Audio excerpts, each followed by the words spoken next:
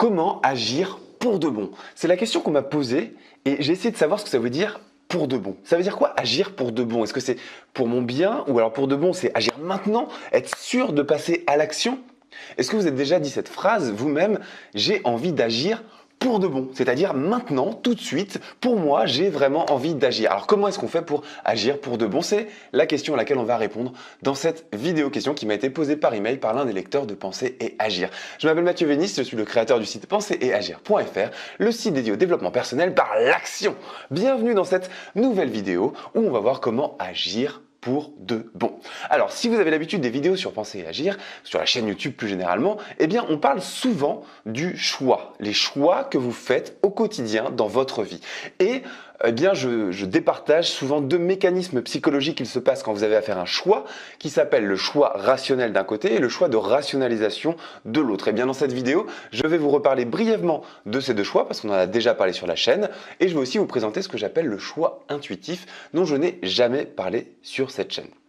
Alors, comment agir pour de bon? Ça revient en fait à se poser la question comment faire le bon choix? Parce que si vous choisissez d'agir, d'ailleurs je viens de le dire, si vous choisissez d'agir, vous allez agir. Maintenant, si vous vous dites pourquoi est-ce que je n'arrive pas à passer à l'action sur telle action, c'est tout simplement parce que vous n'avez pas encore fait le choix conscient d'agir sur cette action en particulier. C'est pourquoi on doit, pour répondre à ces questions-là, étudier la psychologie des choix. Deux choix qui sont très connus, qui sont le choix de rationalisation d'un côté, le choix rationnel de l'autre. Choix de rationalisation, c'est très simple, c'est le choix qui est fait en fonction des influences extérieures qui sont autour de vous. Les influences extérieures qui sont autour de vous, c'est la télévision, les magazines, la presse, le temps qu'il fait. Parfois, il va pleuvoir et on ne va pas avoir envie d'aller au sport, par exemple. Ou alors, on va être de mauvaise humeur parce qu'il pleut dehors et ça nous met de mauvaise humeur. Ça veut dire, si vous faites des choix de rationalisation, c'est aussi par rapport à vos amis, par rapport à votre famille, par rapport à votre culture environnement qui vous entoure, par rapport à votre milieu d'évolution sociale, que ce soit en termes d'argent, de lieu géographique, de population qui vit autour de vous, etc. Eh bien, si vous êtes sensible à ces facteurs d'influence extérieure, eh bien dans ce cas-là, c'est que vous êtes en réaction par rapport à la vie, par rapport aux personnes qui vous entourent. Être en réaction par rapport à la vie, c'est-à-dire faire des choix de rationalisation, eh bien c'est la pire chose que vous puissiez faire. En fait, si vous n'arrivez pas à passer à l'action et que vous vous posez cette question, comment agir pour de bon, comment passer à l'action aujourd'hui, ça fait des années que je veux faire le truc et je n'y arrive pas, posez-vous la question si ce que vous voulez faire n'est pas n'est pas en réalité influencé par les personnes qui sont à l'extérieur de vous. Autre possibilité, ce que vous avez envie de faire, c'est vraiment aligné par rapport à valeur et c'est vraiment ce que vous voulez faire, mais pour de bon, vous ne passez pas à l'action. Ça ne fonctionne toujours pas. Vous avez validé que c'était vraiment vous qui vouliez faire ça. Dans ce cas-là, quel est le problème? Ça veut dire que quand vous voulez faire le choix de passer à l'action, vous écoutez, vous êtes encore une fois en réaction par rapport au bruit environnant, par rapport à la télévision, par rapport à la société, par rapport à votre famille, par rapport à vos amis, par rapport à la météo qui fait dehors, par rapport au fait que vous soyez enrhumé, que vous soyez foulé le pied, que sais-je. Vous êtes en écoute de ce qui se passe à l'extérieur. Donc déjà sur ces deux choix-là, rationnel, rationalisation, les facultés d'appréhender les choix et le passage à l'action, j'aimerais faire une petite pause et vous expliquer une image que j'aime bien, qui est de dire, si vous êtes en choix de rationalisation, vous êtes à l'extérieur de l'extérieur. Plus on est à l'extérieur, moins c'est bon. L'extérieur de l'extérieur, ça veut dire l'action que je cherche à faire m'est imposée par quelqu'un d'extérieur, je suis en réaction par rapport à l'univers et par rapport à ce qui se passe dans ma vie, et donc ce que je veux faire en fait, on va prendre un exemple pour que ce soit plus simple, admettons vous vouliez perdre du poids parce que vous avez une pression de votre entourage qui vous demande de perdre du poids, mais vous êtes bien comme ça, vous voyez? Bon, ça veut dire que déjà, le choix, l'origine du truc vient de l'extérieur. Donc on est déjà à l'extérieur. Et ensuite, par rapport à ce choix-là, vous êtes en train de raisonner, de vous dire bon, ok, il faudrait que je passe à l'action pour de bon. Et vous êtes en train de vous dire bah oui, mais aujourd'hui c'est pas le bon moment, ou alors je suis un petit peu faible en ce moment, ou alors c'est pas le moment parce que j'ai pas assez d'argent pour faire des courses plus saines, pour perdre du poids, etc., etc. Bon, c'est un exemple un peu bidon, mais qui parle à tout le monde. Donc, à la fois, l'idée du passage à l'action vient de l'extérieur, ce qui est mauvais, et à la fois, l'argumentaire que vous utilisez pour faire le choix de passer à l'action vient aussi de l'extérieur avec finalement des avis de vos proches, la météo, etc., etc. Donc vous êtes à l'extérieur, à l'extérieur. Le choix rationnel, c'est différent. Le choix rationnel, vous validez que l'idée, l'envie, la volonté de passer à l'action pour de bon, eh bien vient de vous. C'est-à-dire qu'elle est alignée par rapport à vos valeurs, qu'elle correspond à ce que vous voulez faire dans votre vie et que atteindre cet objectif serait un pas d'avancement pour réaliser vos rêves, passer à l'action sur vos projets, etc. Donc, l'envie de passer à l'action vient de vous, donc on est à l'intérieur. Mais ensuite, vous vous dites, c'est pas le moment, par exemple, de créer ma société, même si j'en ai envie, même si ça va m'aider à réaliser mes rêves, à vivre mes rêves, eh bien, c'est pas le moment parce que c'est la crise, ou parce que j'ai pas encore assez d'économies, ou parce que je dois faire ça pour mon employeur, et donc faut pas que je démissionne maintenant parce que ça va être compliqué. Ou alors, ma mère ou mes parents veulent que je finisse mes études, donc je verrai ça plus tard. Donc, le choix. L'envie de passer à l'action, là, elle est validée parce qu'elle vient de l'intérieur de vous. Par contre, la façon dont vous réfléchissez pour faire ou non ce choix est faite en réaction par rapport à l'extérieur. Et donc là, c'est pas bon. C'est ce qu'on va appeler un choix rationnel. Mais le choix quand vous réfléchissez à faire ce choix-là, vous êtes à l'extérieur. Donc, vous êtes à l'intérieur et à l'extérieur en même temps.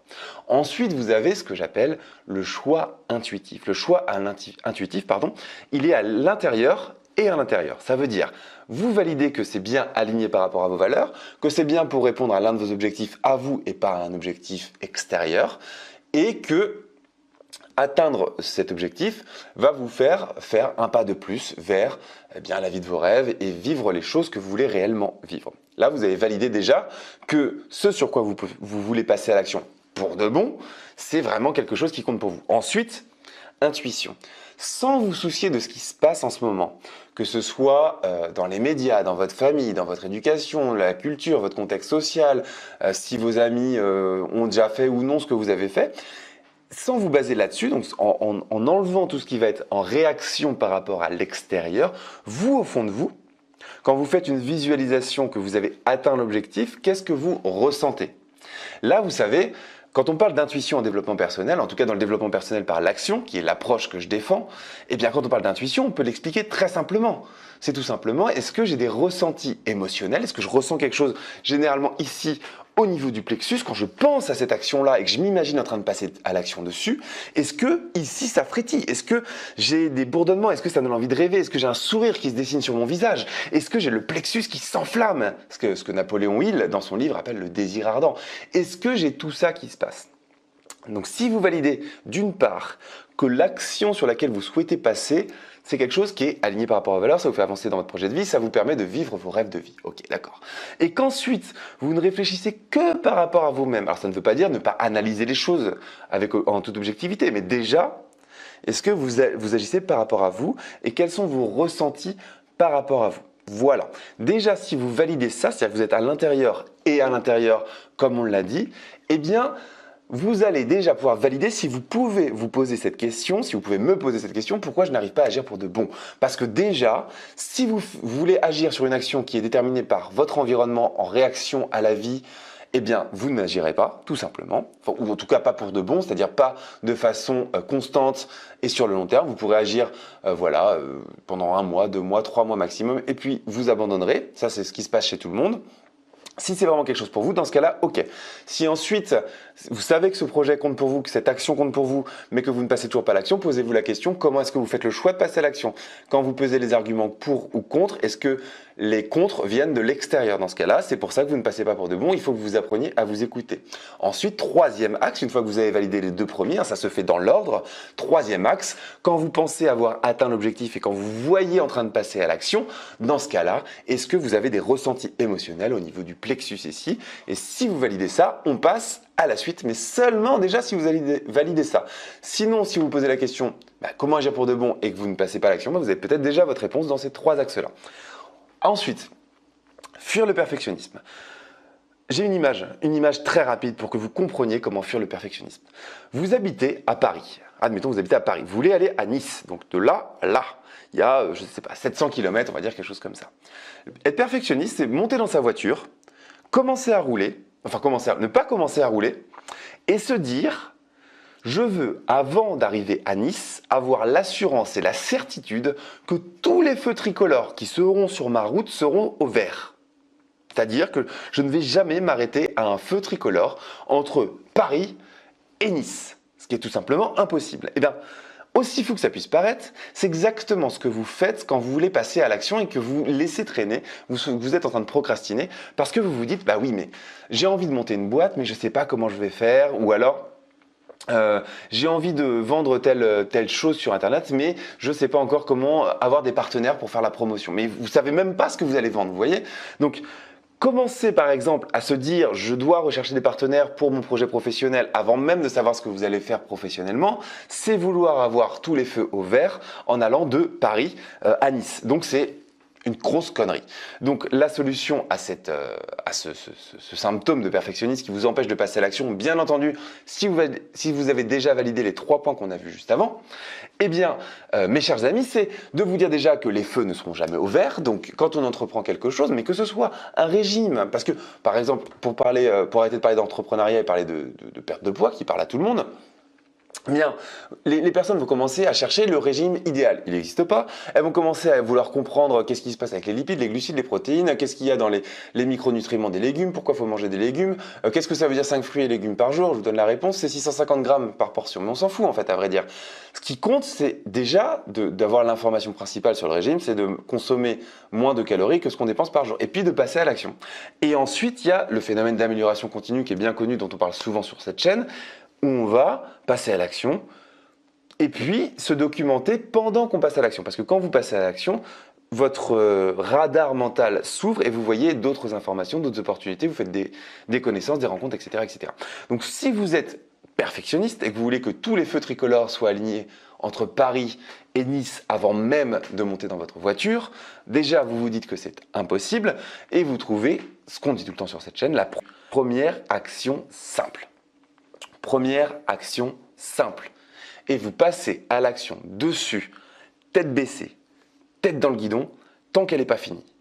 Cette première action simple, elle doit vous prendre 1 ou 2 heures. C'est simple quand même de foncer droit, tête baissée pendant 1 ou 2 heures. Quand j'ai voulu gagner de l'argent sur Internet, quand j'ai voulu créer ma société sur Internet, quand je me suis dit que j'allais vivre de ma passion pour la psychologie, que j'allais vendre des produits en ligne, que j'allais avoir des partenaires, que j'allais devenir le site Internet le plus connu, pas en France, en francophonie, sur la thématique du développement personnel. Aujourd'hui, 6 ans plus tard, 200 000 visiteurs par mois sur Penser et Agir, c'est le site le plus connu sur la niche du développement personnel. J'ai 7 formations en ligne, j'ai des partenaires, je vends des produits, des formations, j'ai regardé il n'y a pas longtemps, plus de 1200 clients, donc des personnes qui ont acheté les formations, 1200. Aujourd'hui, c'est fait. Quand j'ai commencé, vous voyez vraiment, j'ai attendu que tous les feux tricolores soient ouverts et que je savais déjà comment j'allais trouver les partenaires, comment j'allais créer, ne serait-ce que le site web, comment j'allais créer des formations, comment j'allais moi-même être à l'aise face à une caméra, parce que je peux vous garantir, si vous retournez sur les anciennes vidéos de la chaîne, j'étais pas du tout à l'aise face à la caméra, en tout cas pas autant qu'aujourd'hui. Est-ce que je me suis intéressé déjà à comment j'allais référencer les articles, à ce que les gens allaient penser de moi, ce qui s'appelle le complexe de l'imposteur, est-ce que j'allais réussir du premier coup? Bah non, j'ai pas 6 ans déjà je vous parle après 6 ans, je peux vous dire j'ai échoué. Celui qui échoue le plus, c'est celui qui réussira le mieux. Retenez ça les amis. Bon. Qu'est-ce que j'ai fait du coup sur cet exemple-là, qui est un exemple compliqué et complexe, hein. On parle quand même d'un truc hyper concurrentiel, gagner de l'argent sur Internet, sur une niche qui est la psychologie, qui est ma passion, mais pour laquelle je n'ai pas de diplôme. Donc vraiment, c'est pas le truc le plus simple. Qu'est-ce que j'ai fait? Quelle est la première action que j'ai trouvée? Comment je vais appeler mon site? Je ne savais pas créer un site web. Je ne savais pas le faire. C'est véridique. Mais la première action que j'ai mise en place, et je me rappelle parce que c'est dans le métro parisien, comment je vais appeler mon site? Et j'ai cherché, j'ai focalisé toute mon attention là-dessus. Donc, pour passer à l'action pour de bon, premièrement, vous vérifiez extérieur-extérieur, c'est pas ça. Extérieur-intérieur, c'est pas ça. Intérieur-intérieur, c'est ça. Vous regardez le début de cette vidéo si vous avez déjà oublié ça. Une fois que vous avez validé ça, vous oubliez le perfectionnisme avec l'image des feux tricolores de Paris à Nice. Et ensuite, vous trouvez la première action qui va vous durer 1 ou 2 heures et vous passez à l'action massivement sur cette première action sans vous poser de questions. Voilà comment passer à l'action pour de bon. J'espère que ça vous parle, j'espère que ça vous plaît. Si ça vous parle, si ça vous plaît, j'espère vraiment que ça vous plaît parce que des gens qui ne passent pas à l'action, dites-vous, hein, si vous passez pas à l'action, vous foutez votre putain de vie en l'air, d'accord ? Donc, il y a un moment, il va falloir passer à l'action. Et j'espère que cette vidéo, elle va vous, je sais pas, vous faire un déclic et que vous allez passer à l'action. Penser à agir, c'est ça, c'est aider les gens à passer à l'action. Le leitmotiv de penser à agir, pourquoi est-ce que je fais ça? Pourquoi c'est mon projet professionnel? Pourquoi c'est ma mission de vie? C'est pour vous aider à passer à l'action sur ce qui compte pour vous. C'est pour ça que je suis énervé dans cette vidéo, plus que dans les autres. Je parle encore plus énervé que dans les autres vidéos, c'est parce que vous devez passer à l'action. Et j'espère que je vous ai donné toutes les clés pour que vous réussissiez à passer à l'action. Vous allez fermer YouTube et vous allez passer à l'action. Bon, juste avant de fermer YouTube, si ça vous a aidé, juste un petit clic, mettez un pouce en l'air, ça aide la chaîne à grandir, ça aide les vidéos à se référencer et moi ça me fait super plaisir. Si vous n'êtes pas d'accord ou si vous êtes d'accord, si vous voulez m'encourager, pas m'encourager, juste me dire merci, il y a des gens qui le font et moi ça me fait vraiment chaud au cœur. Je remercie les gens qui me laissent juste un petit merci, ça me fait vraiment chaud au cœur, vraiment, sincèrement. Mettez un commentaire pour me dire ce que vous en pensez. Et si vous n'êtes pas d'accord, dites-le aussi, mais exprimez-vous, faites changer les choses, exprimez-vous. Abonnez-vous à la chaîne YouTube si c'est toujours pas fait, n'oubliez pas d'actionner la petite cloche, le petit truc, le petit triangle qui est à côté du bouton s'abonner pour être notifié dès que je sortirai une nouvelle vidéo. Partagez cette vidéo avec vos proches, il y en a plein qui se demandent comment passer à l'action pour de bon, comment agir, comment enfin réussir à agir dans sa vie pour réaliser ses rêves. Et pas ceux de sa mère, pas ceux de son père, pas ceux de son patron, pas ceux d'Emmanuel Macron ou que sais-je. Voilà, donc partagez la vidéo, abonnez-vous, likez, commentez et moi je vous donne rendez-vous dans la prochaine vidéo. Ciao!